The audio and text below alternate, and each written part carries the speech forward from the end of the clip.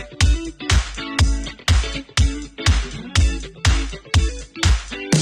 morning. Welcome to Morning Moments. I'm glad that you joined us today, whatever platform you're watching Morning Moments on. I have a author from Arkansas, I believe. She has authored several books. Cae Cordell, welcome to Morning Moments, Cae. Thank you. So tell me about yourself. What do you do, and why do you do it? I grew up, Andy, in the hills of Arkansas as a child of incest and abuse. And I found Jesus at age 11, and that started a journey of faith and survival. And in doing so, God has led me through many years of pain, also of learning. And out of that learning, I decided I would write and tell my story. So that's how Redbird Phoenix, the book, came about. And I felt so encouraged of the response, I decided that I would work toward getting a script written. And I have that script written, and we're working toward finding someone. I have a producer, Craig Syracusa, and we're looking for a director and someone to pick up and finance what we're working in getting this book out to the public so that they could understand what child abuse is, how it happens, and how a child by faith survives. And this has been the catalyst of your books and your writing, is to be able to share your story. Is that correct? Yes, and out of all of this, I've written a counseling book called When Forgiveness Isn't Enough. And I've been blessed. It's used in court by lawyers working on winning abuse cases against perpetrators. And these are the gifts that God given me, is words. And I've turned those words into books that can help others. Great. And you could get those books through your website and through Amazon. Is that where you? Yes, Amazon.com. They're all on Amazon.com. Okay. Now, would you happen to have that book, the Phoenix book, with you so that people could see it? Yes. Okay. I have it right here. All right. Why don't we just show that? There we go. Redbird Phoenix. Good. I love that title, and the title came. How did that title come about? God sent me an editor. She moved here from Denver, Colorado, and she came to me and she said, I understand you're a writer. God has told me I need to edit your books. Out of the blue, surprise. And so we worked together. Lynn Montaigne helped me, and we worked on the title and came up with this. A redbird was a symbol of the Holy Spirit in my childhood, and that redbird would visit me when I was in trouble. I could visually see it. And I understood as I grew up that it was the Holy Spirit with me.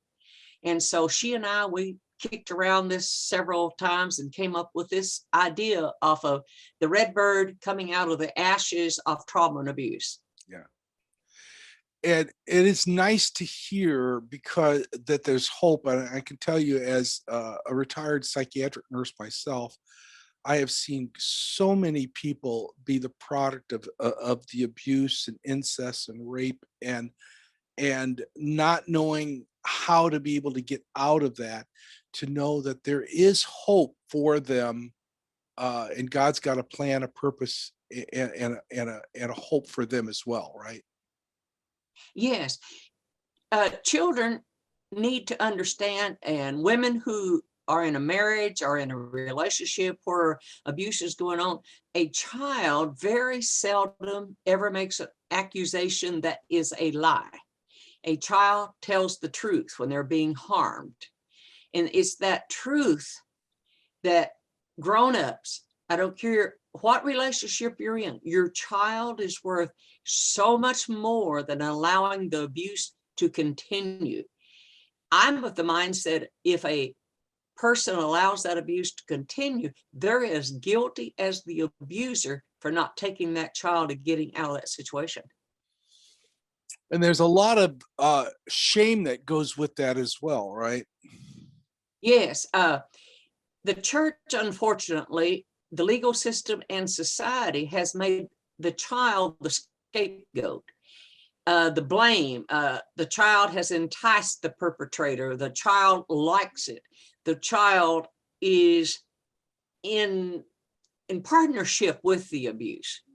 And that is not true, Andy. Sadly, the child is innocent.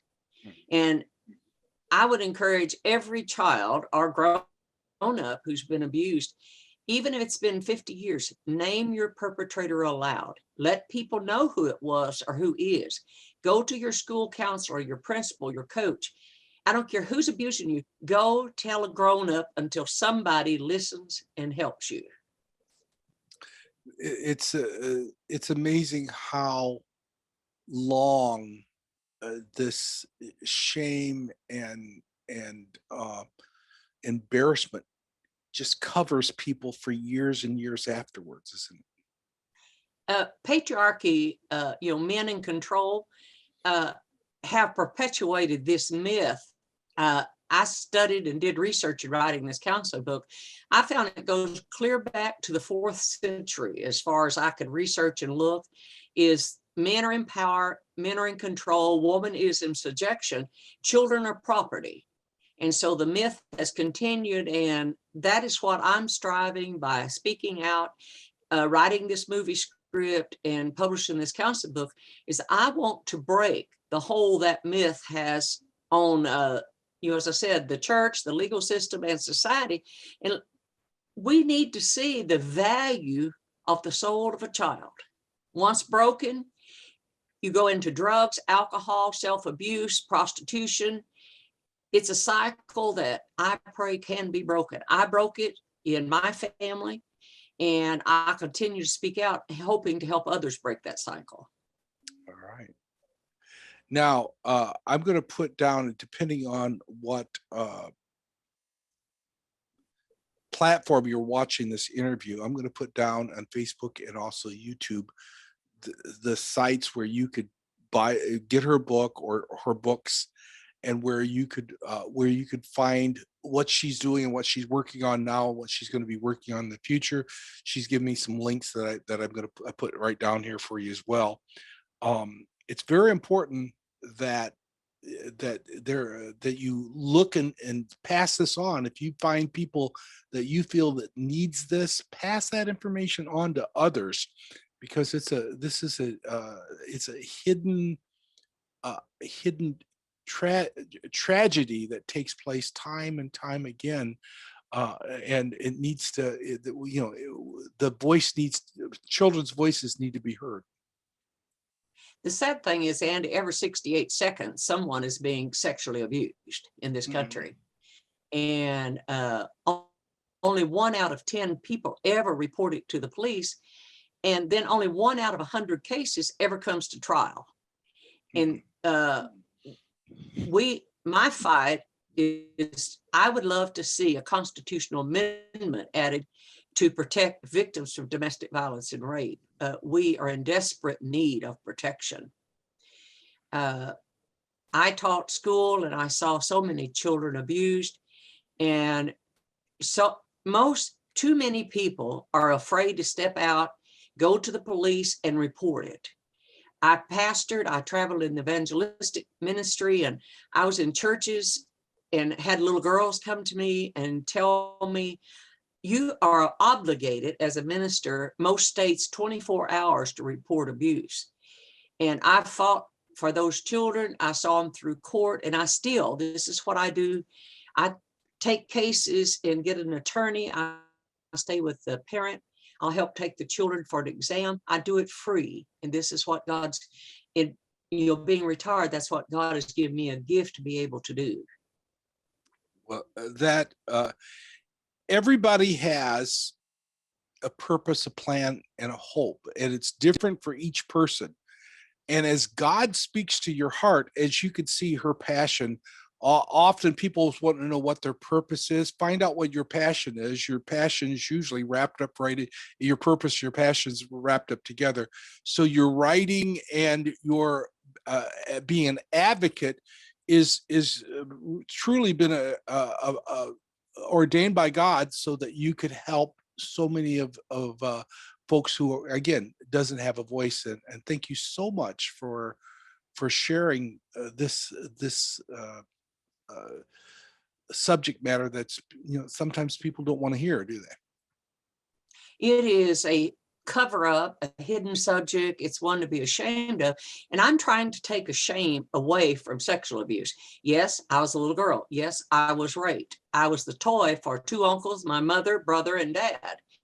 There was no shame to me. I didn't participate. I didn't ask for it. Therefore, I don't have anything to be ashamed of. The shame lies in the lap of the perpetrator.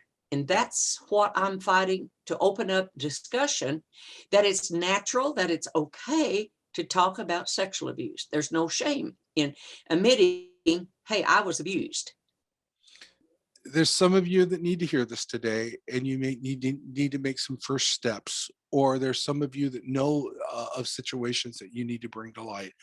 So I'm praying that this interview, wherever it's heard, what timing it's heard, that right now, not only do you check out the sites that's there, but please, please, please pray for Kay and her ministry and her advocacy to help those. She covets your prayers that God would continue to bless her and use her in this great and mighty way. Thank you, Kay, so much for sharing your heart with us today in Morning Moments. Thank you. Please, please pass this message on. Follow me on Facebook, follow me on YouTube, and subscribe. But pass this interview on to those people who need to hear it. And thank you, Kay, for coming. And thank you for joining me for Morning Moments. And keep coming back, and may God richly bless you.